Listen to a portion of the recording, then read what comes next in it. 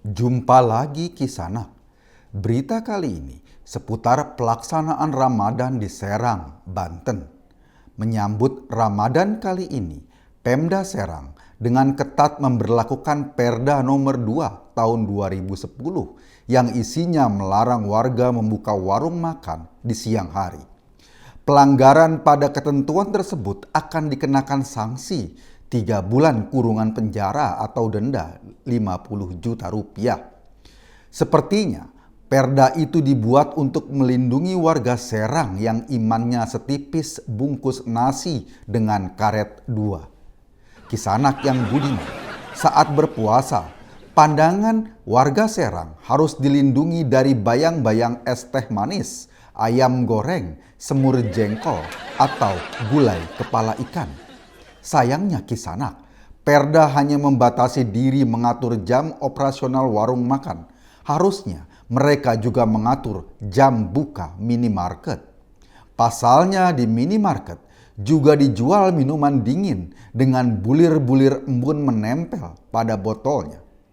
Kisanak, warga Serang yang awalnya mendatangi minimarket hanya mau numpang ngadem di ruang ber-AC, begitu melihat lemari berisi minuman dingin, diperkirakan akan tergoda juga imannya. Apalagi bagi warga yang mendatangi minimarket hanya untuk mengetahui cara membuka pintu, push atau pull, didorong atau ditarik. Kisanak, warga jenis ini imannya lebih tipis dari warga yang numpang ngadem. Begitu melihat minuman dingin, mereka akan langsung teguk di tempat sampai lupa membayar di kasir. Kisanak yang budiman, perda puasa harusnya juga mengatur jam operasional toko-toko buah. Masalahnya, warga Serang bisa batal puasanya kalau mereka menjilat-jilat durian atau mengupas mangga dengan giginya. Namun demikian, menurut sebagian ahli, jika mereka hanya tebak-tebak buah manggis, puasanya belum tentu batal. Tebak-tebak buah manggis bisa membatalkan puasa apabila dilakukan dengan taruhan uang. Kemudian uang taruhannya dikumpulkan, dibelikan nasi bungkus dan mereka makan bersama pada siang hari. Kisanak, perda di Serang juga tidak mengatur jam buka para penjahit pakaian. Malaikat juga tahu Kisanak, seorang penjahit sangat gemar menjilat-jilat ujung benang ketika mau memasukkan ke jarum. Hal itu dapat membatalkan puasa sang penjahit apabila ujung benang sebelumnya dicelupkan ke dalam sirup. Perda di Serang juga tidak melarang orang membaca buku.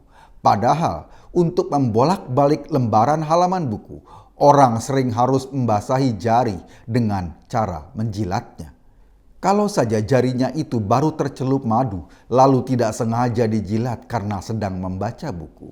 Apalagi tambah dikulum-kulum, diperkirakan aktivitas membaca buku bisa membatalkan puasa. Kisanak yang budiman, seperti kita ketahui, hubungan suami istri bisa juga membatalkan puasa. Jadi perda di Serang itu juga harus mengatur hubungan suami istri agar memutuskan hubungan untuk sementara. Hal ini salah satunya bisa dilakukan dengan mengatur rumah-rumah warga Serang untuk membuat pembatas antara suami dan istri, mirip seperti pembatas ikan cupang. Kisanak, melihat banyak sekali kejanggalan dari Perda nomor 2 tahun 2010 tersebut, rasanya memang perda-perda seperti ini sudah sepantasnya dicabut. Selain hanya menyusahkan warga yang hidup dari berjualan makanan, juga tidak akan bisa efektif melindungi iman warga negara. Kisanak, kita ikuti berita kedua. Penceramah yang mulutnya lebih cepat dari kerja isi kepalanya, Yahya Waloni, baru-baru ini membuat kehebohan baru. Saat menjadi pembicara di sebuah pengajian, Yahya meminta panitia mengganti kursi yang didudukinya. Alasan Yahya karena kursi yang didudukinya adalah kursi gereja. Ia mau disediakan kursi Islam. Angkat ini kursi gereja ini.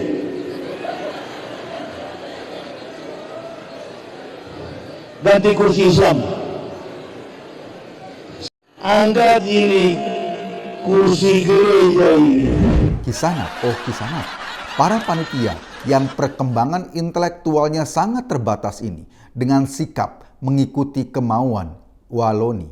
Mereka secepatnya mengganti kursi untuk Wallonie. Kita tidak tahu Kisanak, apakah sebelumnya kursi pengganti itu telah dipaksa membaca syahadat sebelum dinaikkan ke atas panggung. Tentu saja Wallonie senang bukan main. Tidak sia-sia ia menjadi mu'alaf. Kini Wallonie juga sudah bisa membuat sebuah kursi mengikuti jejaknya sebagai mu'alaf. Kisanak yang budiman, kalau diperhatikan, populasi umat Islam di Indonesia saat ini bisa jauh lebih besar dari jumlah penduduk Indonesia. Sebab bukan hanya manusia yang beragama, benda-benda mati kini juga sudah dinyatakan sebagai mu'alaf. Selain kursi Wallonie, beberapa benda lain juga sudah menyatakan diri sebagai mu'alaf seperti kulkas, cat tembok, makanan kucing, sepatu, kacamata, dan sebagainya. Benda-benda ini dikenal sebagai benda yang hijrah. Kisanak, oh Kisanak, sepertinya bukan hanya benda mati. Burung gereja mungkin saja sedang dirayu untuk pindah menjadi burung masjid. Sementara pohon cemara tidak boleh lagi ada dalam syair lagu Naik-naik ke puncak gunung. Karena lagu tersebut dicurigai sebagai proses kristenisasi pepohonan. Kisanak yang budiman, selain Wallonie, penceramah yang tingkahnya tidak jauh berbeda dengan Wallonie adalah Tengku Zulkarnain. Dalam salah satu ceramahnya, Tengku Jul menyatakan orang berkulit hitam tidak akan masuk surga karena mereka jelek. Tentu saja kita bisa membandingkan wajah Tengku Jul dengan Will Smith atau Denzel Washington. Bayangkan Kisanak, jika dalam film I Am a Legend, akting Will Smith perannya digantikan oleh Tengku Zulkarnain. Dipastikan gambar dalam film tersebut bukan seorang aktor utama sedang berjalan bersama seekor anjing, tetapi malah menenteng ayam aduan. Walhasil, film I Am a Legend akan berubah judul menjadi Ande Lumut. Kisanak, Tengku Jul mengisahkan makhluk yang masuk surga adalah makhluk yang kulitnya merah jambu.